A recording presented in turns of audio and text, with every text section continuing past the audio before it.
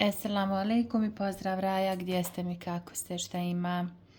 Evo ovako, pravila sam jednu brzinsku tortu. Znate ono kad vam se najave gosti pa ne znate šta bi, kud bi, nešto brzinsko, a da je baš ono sa obrazom što se kod nas u Bosni kaže. Sad ćemo da vidimo da li je to to.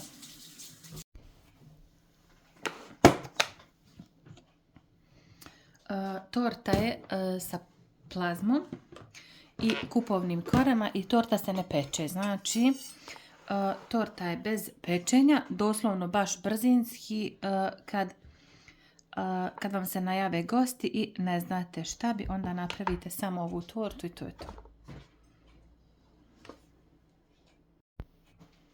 Ovako, po rezanju izgleda dobro. Osjeti se pod nožom da je to to. A sad ćemo da vidimo. Sad ćemo da vidimo da li je to to.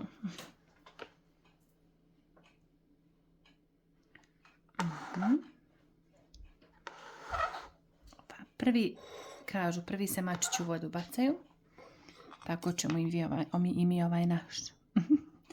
Nećemo uz vodu, mi ćemo niz vodu. Izgleda jako sočno.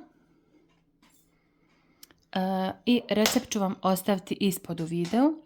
Znači kupite kupovne kore i vamo napravite dva fila. Jedan napravite šlag i drugi ovu, kako se kaže, mileram i u njega ubacite plazmu. Uglavnom prvi koru premažete sa čokoladnim mlijekom i prvo premazivate sa ovim plazma filom, pa onda ovim filom šlagom normalnim. I tako evo radite do kraja. Ukrasite po želji s čim želite. I to je to. Onako brzinski, ukusno. I sad ćemo da je probam. Da.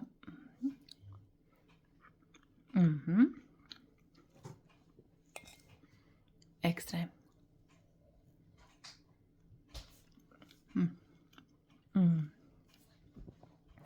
Stvarno je boli glava.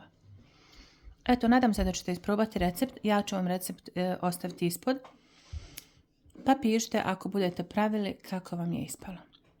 Eto, Balkan kuhinja vas selami i pozdravlja sviju. Budite mi lijepi, zdravi i pametni.